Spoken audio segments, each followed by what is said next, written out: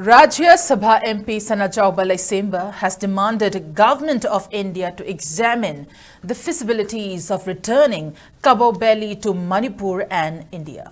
Rajya Sabha MP Sanajaoba raised the issue of Kabaw during 0 hour of Rajya Sabha session today, while terming the Kabaw as a resourceful and fertile landmass spreading across 22,210 square kilometers.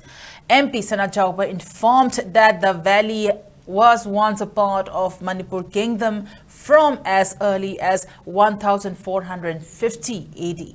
Informed the House that Pandit Nehru, the first Prime Minister of India, gifted away Kabaw of Manipur to erstwhile Burma, now Myanmar, on March 3 of 1953, following a meeting with Prime Minister of Burma. The giving away of Kabaw was the most unfortunate event in the history of Manipur, as it was done with any approval from Parliament of India or endorsement of state. He also alleged that Indian Prime Minister Nehru completely ignored the terms and conditions of Treaty of Yandabu of 1826.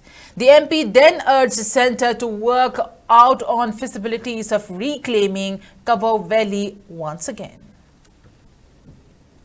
The way of Kabaw to Burma was the most unfortunate day in the history of Manipur because it was done without any prior approval of Indian Parliament or state endorsement or rectification. Moreover, Nehru completely ignored the terms and the conditions of the Treaty of Yandabu of 1826, and accordingly to Kabaw 1834, Burma agreed to pay a sum of ₹500 per month as compensation of Kabaw to the then King of Manipur, Sri Gambhir Singh. The said amount had been paid to Manipur till 1949. After 1949, with the merger of Manipur to India, the same amount was paid to Government of India till around 1953. Without knowing all this historical backgrounds, Nehru gifted away this resourceful valley to Burma. Moreover, because of this historical blunder, Manipur will never forgive Nehru and his party Congress. Now the valley is no more with Manipur, India, and no compensation is received yet. So I earnestly urge upon the India government through this house to